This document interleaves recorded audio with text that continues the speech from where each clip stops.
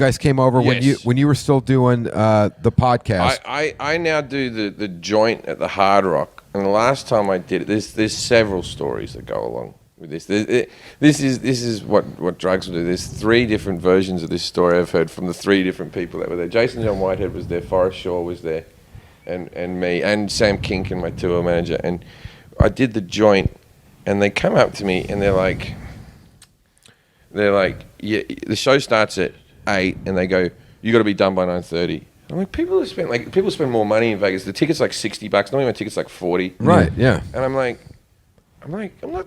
I said I got 2 support acts. I brought 2 guys out with me so we could go out afterwards. I go, they're going to do like 10 minutes each, but I got to do at least an hour and a half myself. People are paying $60. I can't just give them an hour, right? You know. And then he said, there's a band on after you.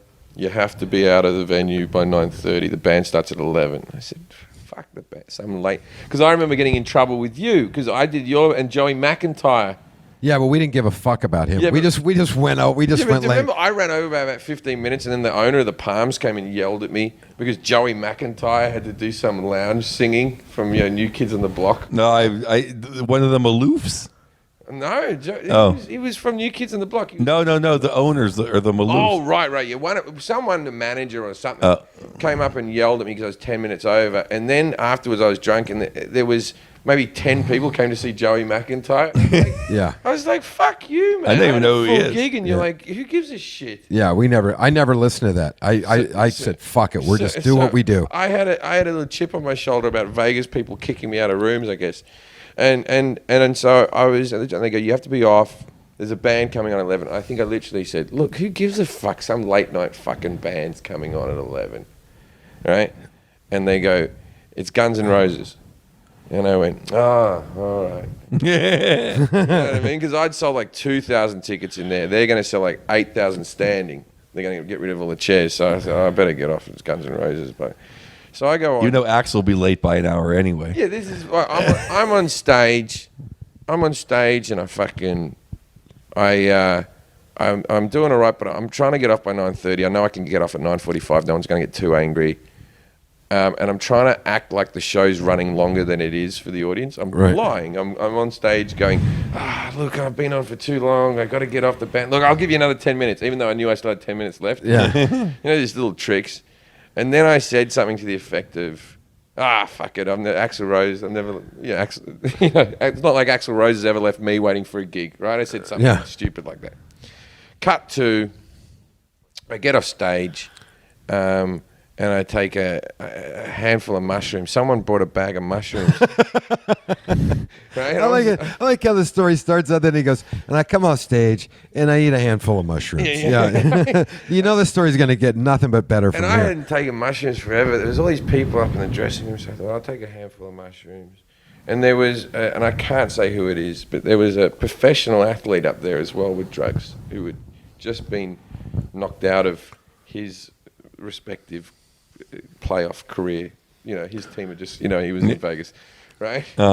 Anyway, so we're hanging out with this athlete and the thing, and then I go down and I do photos after the show, and maybe out of the 2,000 people, I reckon 500 people stayed, which is more than most. Normally 200 people stay for photos. Yeah, 500 is a lot. Yeah. And then at about the 150 people mark, the mushrooms kick in, and then I've just got my arm around strangers. One stranger after the next. Are you freaking out a little? I'm freaking out. It's the only time I just walked away from the photos. And people probably to this day think I'm a jerk. There was things online about what a jerk I was that night. But it was like lizards were hugging. Yeah. You know what I mean? And my tour manager was like, all right, everyone, Jim's done.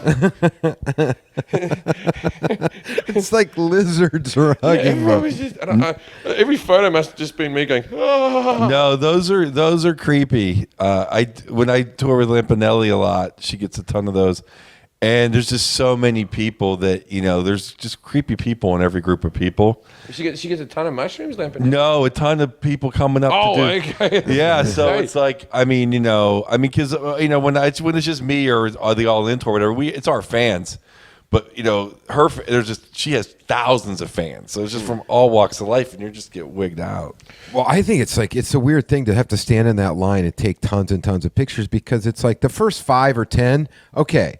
But it's like being Santa Claus. Yeah, it's like being Santa Claus, and you're standing there, and it's the same thing, and they all want to talk to you, and they all want to tell you I think a story. it's so devalued now, though. I think before, when it was like, okay, you had to bring your camera, you had to really be a fan, you have to really be into it to do it. Now it's just like, it's the same as, here's a picture of my Sunday I ate at Denny's, and then here's, you know what I mean? It's like, it's not equal, you know what I mean? Because everybody's little phone, it's like this, it's just everything's right there all the time. Everyone's taking a picture of everything now. I met a guy from Australia, though. I'll just finish the story quickly. Oh, yeah, sure. So I get all wasted.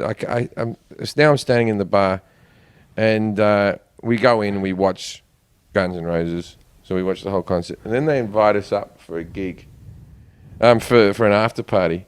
And it's like, it's at the top of the Hard Rock, and it's like stripper poles, and there's fucking just sluts eating each other out. And it was like a weirdest thing. And I'm on mushrooms. I can't even talk to people. Right? And I'm like wallpaper. I'm just standing there like, like trying to make conversation. And then I'm standing there, and then the security guy goes, "Mr. Rose wants to talk to you." And now I'm like I'm chatting to Axl Rose, right? Yeah. And I'm like, "Hello, Mr. Rose." And like, I'm trying to keep it together. I've been a big fan for many years. And he goes, not a lot of people know, but I'm actually a really big comedy fan. And I enjoyed your show this evening. But it's been completely overblown about how many times I showed up late for gigs. Like, he's offended. Yeah, he's offended you made a joke. Right? Yeah. And I'm like, "I'm sorry, Mr. Rose, but no disrespect." And I got a photo with him, the two of us. You can tell that I'm fucking wired. And he's just... And he doesn't usually take photos. He doesn't take photos, no. No one else at the party got a photo with him. Wow. Yeah, and the weird thing is this is how... When I show people the photo, they go, "That's not him." It's like, because we all remember him from 20 years ago. Right. And so no one's seen him age, and people go, "Oh, he's gotten old." And you're like, "No, we just haven't seen him age." It's like jumping forward 20 years. It's been 30 years, right? Wow, since the peak, yeah. Oh, yeah, okay. I'm bad with math. Yeah, but it is the thing is we see Slash appears everywhere.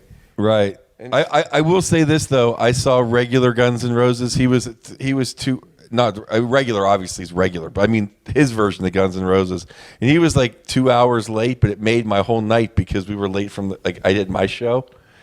I like it. And then because we work at it was headlining the Punchline. They go over and work at go to the Warfield, and we knew the manager there, so we're like, "Oh, we're waiting for Jimmy," and he comes right up and goes, "Oh my God, it's a zoo, and they're 2 hours late." I'm like, "Okay." I'm like, okay, so we didn't miss anything. Literally saw my old roommate, Jenny, gave me 2 huge pints of Crown Royal. Just huge. All of a sudden you hear lights go down. Boom. He was incredible because whenever we say Slash is great, but it's the voice that's Guns N' Roses. That's the Guns N' Roses. I love Slash. He's amazing. But any great guitar player can sound like Slash. No one sounds like Axl. But that's the thing. They didn't miss a beat. I thought it was I saw him in '92, and I think he performed better. I was on mushrooms, sure. Yeah. But his voice was mint. Yeah, it was mint. But I saw him when they were starting to hit their peak. Right at the end, I saw him. They opened for the Stones, and that's when they started. That was kind of one of their last shows they played as a band together. And what do you mean as a band together? The original Guns N' Roses. No, what supporting the Stones? They were bigger than the Stones at their peak. No, but when they played, tour was massive. Yeah, but they played. They opened at the Coliseum. It was the Coliseum. It was Living Colour, Guns N' Roses, and the Rolling Stones. Oh, right. So that was a thing, right? Yeah, the Stones are different. Like the Stones had AC/DC open for them. Yeah, the Stones had Pearl Jam open for them. The Stones are the funniest thing is Rush was like they did some free show in Canada for like 2 million people, and Rush thought that they would like be after AC/DC and Mick's like only in Canada.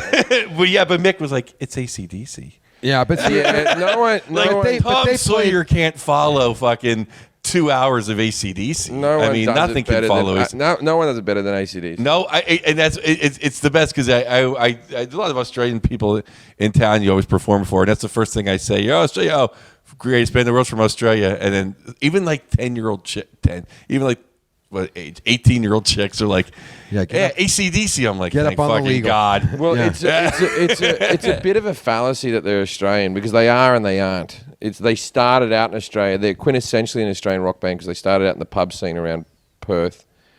But they were Scottish immigrants, and then also the lead singer now is from Newcastle, England. Right. And Bon Scott there's like a statue of Bon Scott in Fremantle. Right. Like in Australia. But it's like my brother lives on the highway to hell, the Canning Highway, which is the highway they reference because they used to drive to this bar. Oh, wow. And then it was the shittest gig in town, and that's where they wrote the song. Well, that's my theme I think song. It's a anybody long that's- way to the top if you want to rock and roll because it has everything about comedy. Getting ripped off, underpaid, and I used to always play it on every road trip. And but I forgot what I was going to say now. Oh, along with it, I forgot what I was going to say. How do you like the drummer?